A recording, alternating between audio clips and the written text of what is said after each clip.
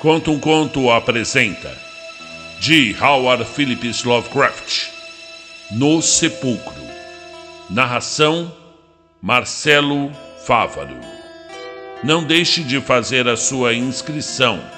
Comente o que achou e ajude esse vídeo a chegar a mais pessoas.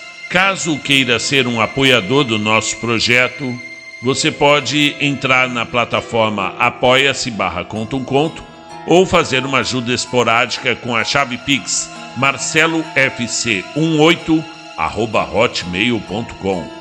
Caso queira falar diretamente com esse narrador, temos também o Instagram do nosso canal, Conta um Conto _Favaro. Lá você pode mandar um inbox para o narrador. Além de saber quais contos serão narrados, making off das gravações, lives também, que só acontecem lá.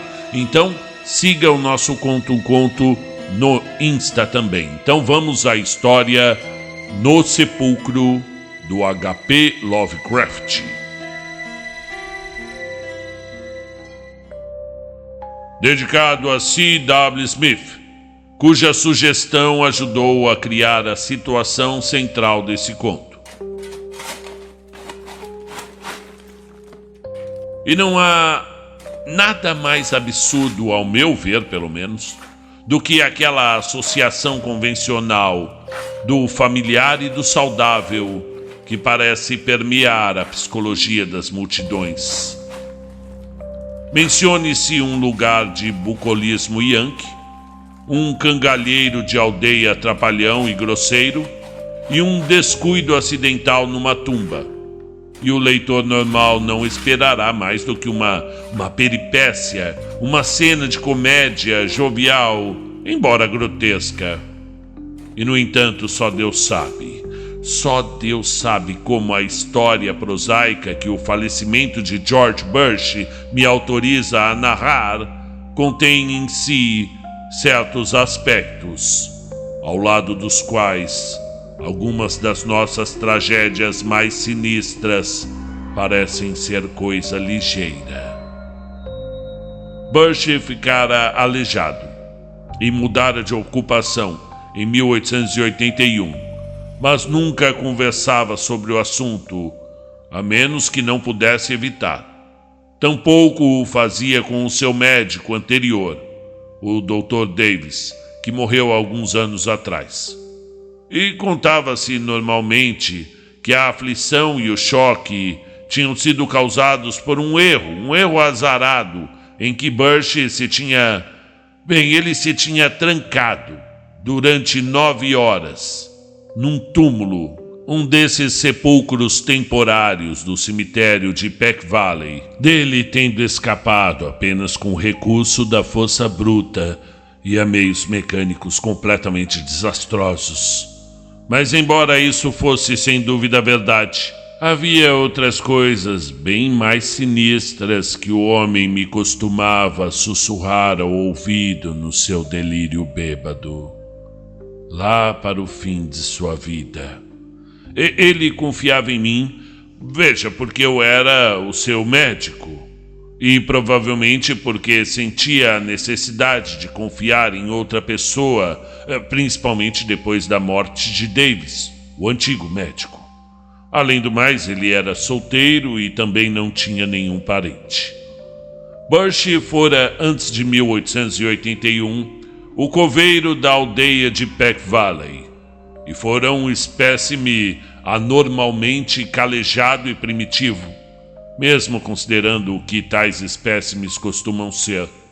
As práticas que lhe atribuíam seriam hoje inacreditáveis, pelo menos numa cidade, e até mesmo em Peck Valley teria estremecido um pouco se tivesse tido conhecimento da ética da facilidade do seu artista mortuário em matérias tão duvidosas como a propriedade da roupa dispendiosa que não se via por baixo da tampa do caixão e o grau de dignidade a preservar no posicionamento e até na adaptação dos membros invisíveis dos inquilinos passivos aos contentores e sempre calculados com a precisão mais sublime. Era bastante óbvio que Bush era descuidado, insensível, preguiçoso e profissionalmente indesejável. E, no entanto, penso ainda que ele não era um mau homem. Era apenas grosseiro de fibra e de função, irrefletido, descuidado e beberrão, como a prova o seu acidente, que seria facilmente evitável, e destituído desse mínimo de imaginação que mantém o cidadão médio dentro de certos limites fixados pelo bom gosto. Eu mal sei por onde começar a história de Bush, pois eu não sou um experiente contador de histórias. Suponho que devo começar por aquele frio dezembro de 1880, quando o solo congelou e os coveiros do cemitério descobriram que não podiam cavar mais sepulturas, pelo menos até a primavera. Felizmente, a aldeia era pequena e a taxa de mortalidade baixa, de modo que era possível dar a todos os inanimados hóspedes de Bush um refúgio temporário no único e antiquado mausoléu improvisado. O coveiro foi desenvolvendo uma crescente letargia nesse tempo agreste, parecendo até ultrapassar-se a si mesmo em matéria de descuido. Nunca tinham sido montados caixões tão frágeis e deselegantes, ou mais flagrantemente ignoradas as necessidades da fechadura ferrugenta da porta do mausoléu, que ele escancarava e fechava com um abandono despreocupado. E então, finalmente, a primavera chegou, e os túmulos foram laboriosamente preparados para as 9 silenciosas colheitas do ceifador sombrio que esperavam por túmulo. Bush, embora temendo o aborrecimento da remoção e do enterro, começou sua tarefa de transferência numa desagradável manhã de abril, mas parou antes do meio-dia devido a uma chuva forte que parecia irritar o seu cavalo, tendo nesse momento colocado apenas uma morada mortal em seu descanso permanente. E esse fora Darius Peck, um nonagenário cujo túmulo não ficava longe do sepulcro. Bush decidiu que começaria no dia seguinte com o pequeno Metal Fenner, cujo túmulo também ficava próximo. Mas adiou a tarefa por 3 dias, só trabalhando na sexta-feira santa, dia 15. Sem superstição, não deu atenção ao dia, embora de então em diante se recusasse a fazer qualquer coisa importante naquele fatídico 6º dia da semana. Certamente, os eventos daquela tarde mudaram profundamente George Bush. Na tarde de sexta-feira, 15 de abril, Bush saiu para o túmulo com cavalo e carroça para transferir o corpo de Metal Fenner. Admitiu depois que não estava perfeitamente sóbrio. Embora ainda não tivesse caído no consumo intenso que mais tarde o faria tentar esquecer certas coisas, ele estava apenas tonto e descuidado o suficiente para irritar o seu sensível cavalo, que ao ser detido violentamente no túmulo relinchou, coçou o chão e sacudiu a cabeça, como na ocasião anterior quando a chuva o aborreceu. O dia estava claro, mas havia um vento forte, e Bush ficou aliviado ao chegar ao abrigo, destrancando a porta de ferro e entrando no sepulcro lateral na encosta. Outro homem poderia não ter apreciado a câmara úmida e fétida com os 8 caixões colocados descuidadamente, mas Bush naqueles dias era insensível e preocupado apenas em conseguir o caixão certo para o túmulo certo. Ele não havia esquecido a crítica gerada quando os parentes de Hannah Bixby, querendo transportar seu corpo para o cemitério na cidade para onde haviam se mudado, encontraram o caixão do juiz Capwell sob sua lápide. Bom, a luz era fraca, mas a visão de Bush era boa, e ele não confundiu o caixão de Asaph Sawyer, embora fosse muito parecido. De fato, ele havia feito aquele caixão para Methel Fenner, mas acabara por rejeitá-lo como demasiado desajeitado e frágil, num acesso de curiosa sentimentalidade ao recordar como o pequeno velho fora gentil e generoso com ele durante sua falência 5 anos antes. Ele deu ao velho Matt o melhor que sua habilidade podia produzir, mas foi econômico bastante para guardar o exemplar rejeitado e usá-lo quando Asaph Sawyer morreu de uma febre maligna. Sawyer não era um homem afável, e muitas histórias contavam sua quase desumana vingatividade e uma memória tenaz para ofensas reais ou imaginárias. Para ele, Bush não sentiu remorso ao atribuir o caixão mal feito que agora empurrava para o lado em busca do caixão de Fenner. Foi justamente ao reconhecer o caixão do velho Matt que a porta bateu com o vento, deixando-o em um crepúsculo ainda mais profundo que antes. O estreito visor acima admitia apenas os seixos mais fracos de luz e a ventilação superior praticamente nenhuma, de modo que ele se viu reduzido a tatear profanamente enquanto avançava entre os longos caixões em direção à fechadura. Nesse crepúsculo fúnebre, ele agitava as alças enferrujadas, empurrava os painéis de ferro e se perguntava por que o portal maciço se tornara tão repentinamente recalcitrante. Também nesse crepúsculo começou a perceber a verdade e a gritar alto, como se o seu cavalo lá fora pudesse fazer mais do que relinchar em resposta. Aliás, uma resposta até insensível, pois a fechadura, há muito negligenciada, estava obviamente quebrada, deixando o coveiro descuidado preso no sepulcro, vítima de sua própria falha. O incidente deve ter ocorrido por volta das 3:30 da tarde. Bush, sendo de temperamento fleumático e prático, não gritou por muito tempo, mas começou a tatear atrás de algumas ferramentas que lembrava ter visto em um canto do sepulcro. É duvidoso que tenha sido tocado pelo horror e pela estranheza sublime de sua posição, mas o simples fato de estar aprisionado tão longe dos caminhos cotidianos dos homens era suficiente para irritá-lo profundamente. O trabalho do dia foi severamente interrompido, e a menos que algum acaso trouxesse algum andarilho ali, poderia ter que permanecer a noite toda, ou até mais. Ao alcançar as ferramentas e escolhendo martelo e formão, Bush retornou por cima dos caixões até a porta. O ar começava a se tornar extremamente insalubre, mas a esse detalhe ele não deu atenção enquanto lutava, quase às cegas, com o pesado metal corroído da fechadura. Ele teria dado muito por uma lanterna ou um pedaço de vela, mas na falta deles, trabalhou desajeitadamente o melhor que pôde. E quando percebeu que a fechadura era desesperadamente resistente, pelo menos para ferramentas tão precárias e sob condições tão tenebrosas como aquelas, Bush olhou ao redor em busca de outros possíveis pontos de fuga.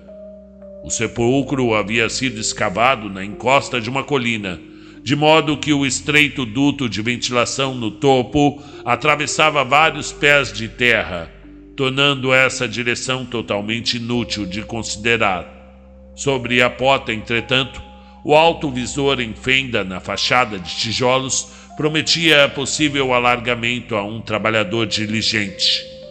E assim, sobre ele repousaram longamente seus olhos, enquanto quebrava a cabeça em busca de meios de alcançá-lo. Não havia nada parecido com uma escada no sepulcro, e os nichos dos caixões nas laterais e na parte traseira, que Bush raramente se dava ao trabalho de usar, não ofereciam ascensão até o espaço acima da porta. Restavam apenas os próprios caixões, como potenciais degraus, e enquanto considerava esses, Especulava sobre a melhor forma de organizá-los. 3 alturas de caixão, calculou ele, permitiriam alcançar o visor, mas poderia fazer melhor com 4. As caixas eram razoavelmente niveladas e podiam ser empilhadas como blocos. Então começou a calcular como poderia usar as 8 da forma mais estável para formar uma plataforma escalável de 4 camadas. Enquanto planejava, não pôde deixar de desejar que as unidades de sua escada contemplada tivessem sido feitas de forma mais segura. Se ele tivesse imaginação suficiente para desejar que estivessem vazias, isso é seriamente duvidoso. Finalmente decidiu colocar uma base de 3 caixões paralelos à parede. Sobre ela 2 camadas de 2 cada, e sobre estas um único caixão para servir de plataforma. E esse arranjo poderia ser escalado com o mínimo de dificuldade e forneceria a altura desejada. Melhor ainda, decidiu utilizar apenas 2 caixões da base para sustentar a superestrutura, deixando um livre para ser empilhado no topo, caso o feito real de fuga exigisse ainda maior altitude. E assim o prisioneiro trabalhou no crepúsculo, erguendo os restos não responsivos da mortalidade sem nenhuma cerimônia, enquanto sua minúscula torre de Babel crescia degrau por degrau. Vários caixões começaram a rachar sob o estresse do manuseio, e ele planejou guardar o caixão robusto do pequeno Metal Fenner para o topo, para que seus pés tivessem a superfície mais firme possível. No semi-escuro, confiava principalmente no tato para escolher o certo, e de fato o encontrou quase por acidente, pois ele caiu em suas mãos como por uma estranha vontade, depois que inadvertidamente o colocara ao lado de outro na 3ª camada e assim por diante. A torre finalmente concluída e seus braços doloridos descansando durante uma pausa em que se sentou no degrau inferior de seu sombrio dispositivo, Bush subiu cautelosamente com suas ferramentas e posicionou-se frente ao estreito visor.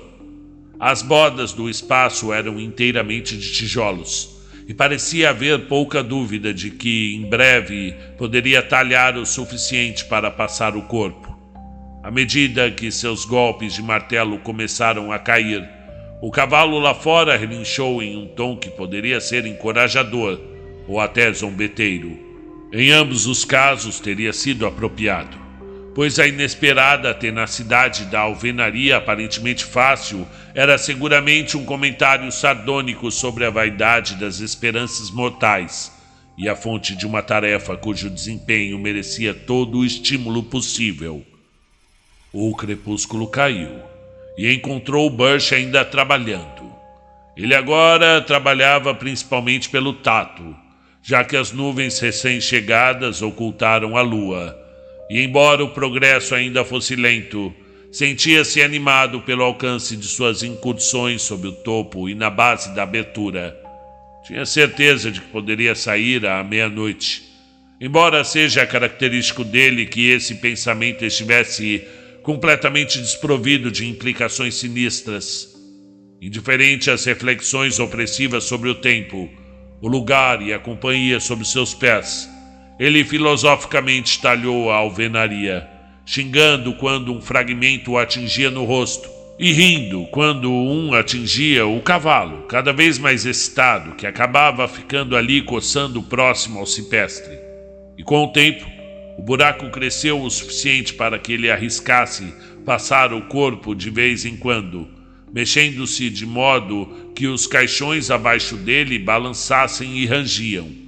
Ele constatou que não precisaria empilhar outro caixão sobre a plataforma para atingir a altura adequada, pois o buraco estava exatamente no nível certo para o uso, assim que seu tamanho permitisse. E deve ter sido pelo menos meia-noite quando Bush decidiu que podia passar pelo visor. Cansado e suando apesar de muitas pausas, desceu ao chão e sentou-se por um momento na caixa inferior para reunir forças para a última torção, e o salto para fora. O cavalo faminto relinchava repetidamente e de forma quase sobrenatural, e ele vagamente desejava que parasse. Sentia-se curiosamente não exaltado pela fuga iminente e quase temia o essoço, pois sua forma tinha a robustez indolente da meia-idade inicial. Ao remontar os caixões rachando, sentiu o seu peso de forma muito aguda, especialmente quando, ao alcançar o mais alto, ouviu aquele estalo agravado que prenuncia a quebra generalizada da madeira.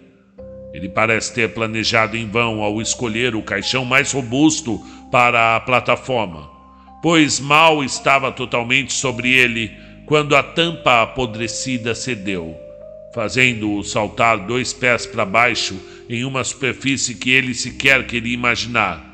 Louco com o som, ou com o fedor que subia ao mesmo tempo ali, ao ar livre, o cavalo à espera deu um grito, que era mais que um relincho, e disparou loucamente pela noite, a carroça tilintando atrás dele.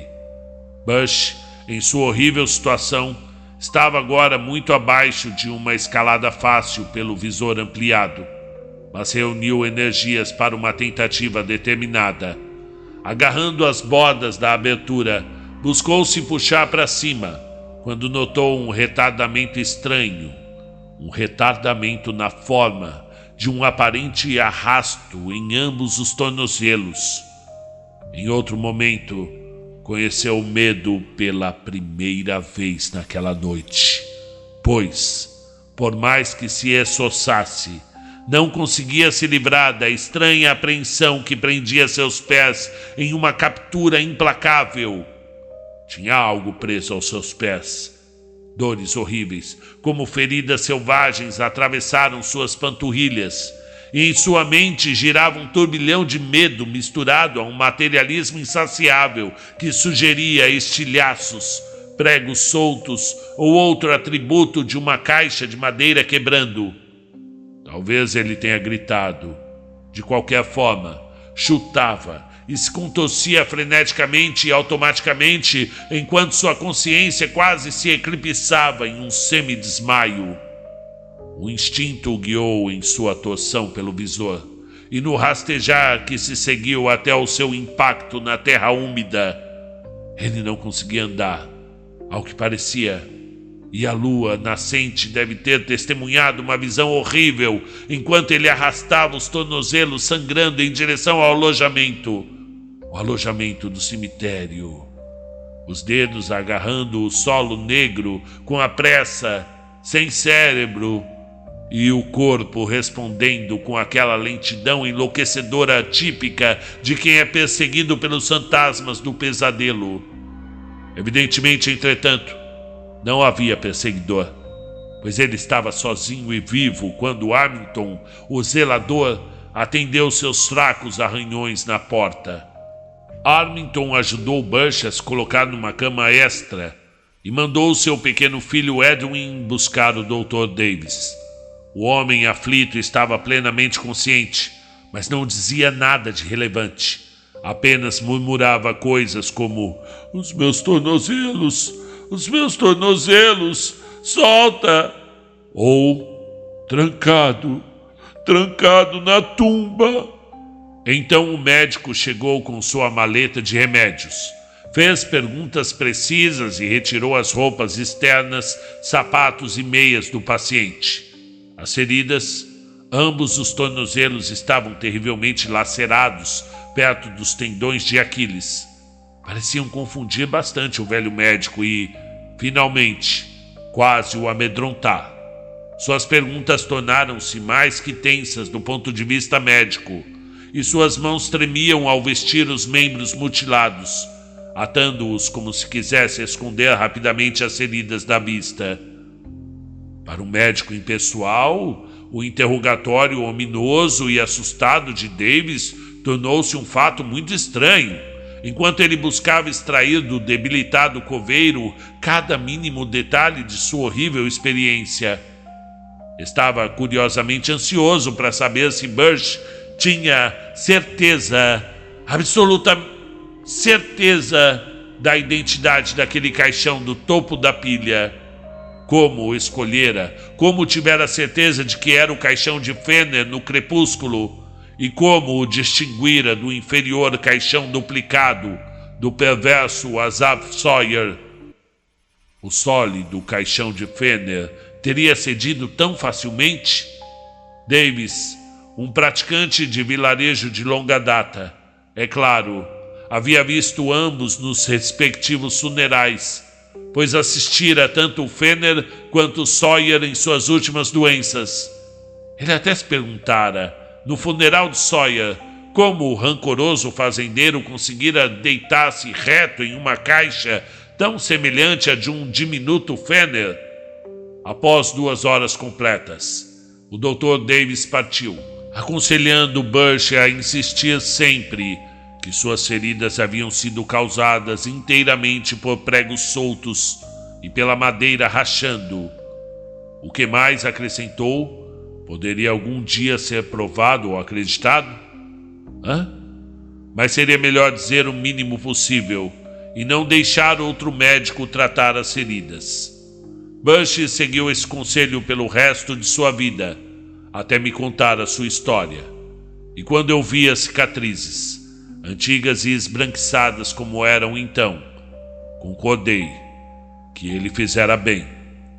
Ele sempre permaneceu manco, pois os grandes tendões haviam sido cortados, mas penso que a maior aleijação estava em sua alma.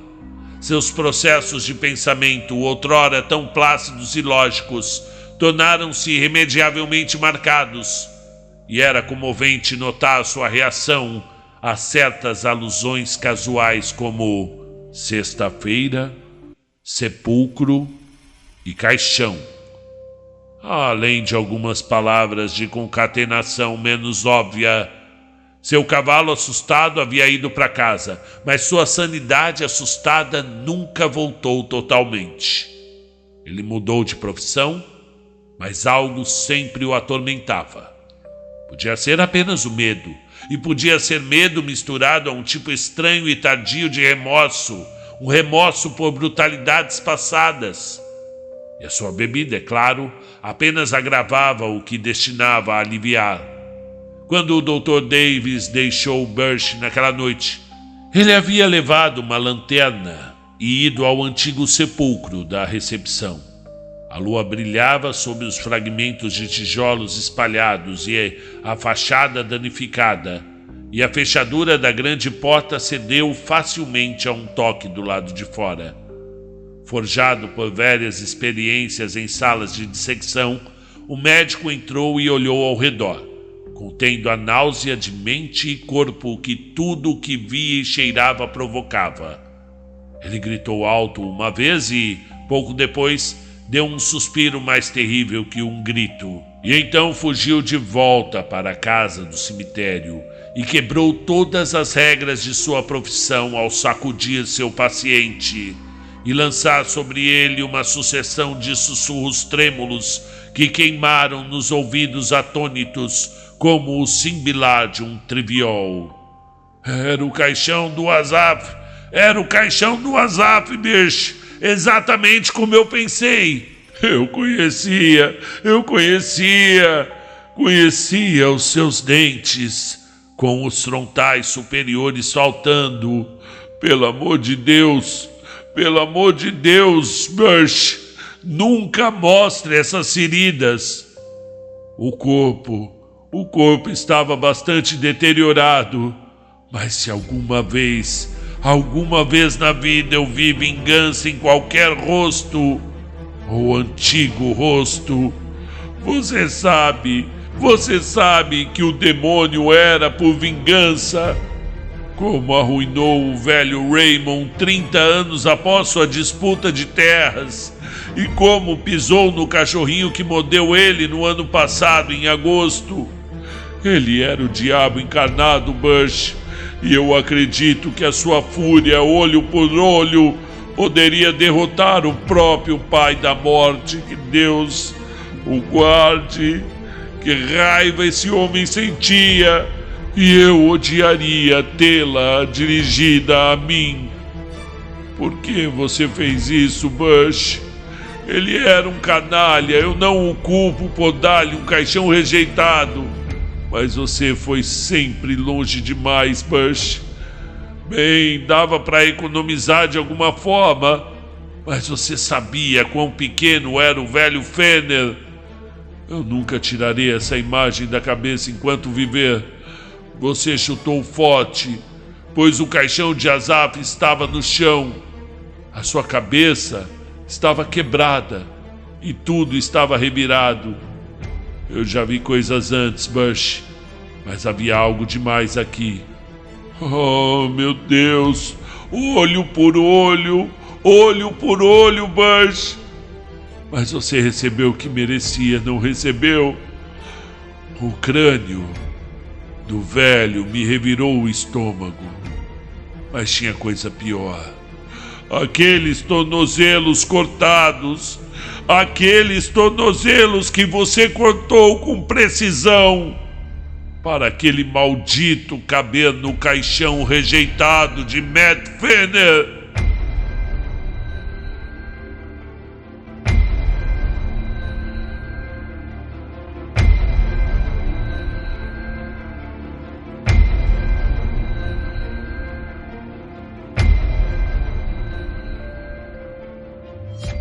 Fim do conto, e aqui estamos. Puxa vida! Então ele estava em cima do caixão do Asaph Sawyer, que era um homem muito malvado, e no final ele acabou quebrando a tampa do caixão e o Sawyer aproveitou a deixa para meter a dentada no calcanhar de Aquiles do coveiro. Que coisa horrível! E aí o final é estarrecedor, é um plot twist maravilhoso aqui, que para caber no caixão rejeitado, o próprio coveiro aqui, o Bush, tinha cortado os tornozelos. É horrível, né? Ele cortou e dobrou ali para caber o defunto no caixão. É o tipo de coisa horrível que se pode fazer a um corpo aí, mutilar o corpo para caber no caixão. Eu acho que o meu caixão vai ser grande, que eu tenho 1,92 m e vai ter pelo menos aí uns 2 metros, né? Que deve ter uns 5 centímetros de cada lado, não deve ter não? Você não fica apertadinho, que deve ser claustrofóbico, né? Não que isso faça algum tipo de diferença, mas... E aí eu achei bem diferente do estilo do Lovecraft, nem parece que foi ele que escreveu, né? Mas confesso que eu gostei muito, me fez lembrar bastante o Venha Ver o Pôr do Sol, da Lígia Fagundes Telles, até aquele do Edgar Allan Poe, o Barril de Amontilhado, entre outros, né? Nessa longa trajetória aqui, onde eu já narrei mais de 1000 contos, muitos deles foram de pessoas enclausuradas aí em tumbas. E esse talvez tenha sido um dos mais criativos, tem várias nuances. E é por isso que eu quero saber o que você achou. É importante o seu comentário, eu vou responder cada um aqui. Então, me diga, você achou também diferentão do estilo do Lovecraft? Eu achei mais parecido com o estilo do Poe. Diga o que achou, me segue lá no Insta e até a próxima. Bem-vindo a Outubro.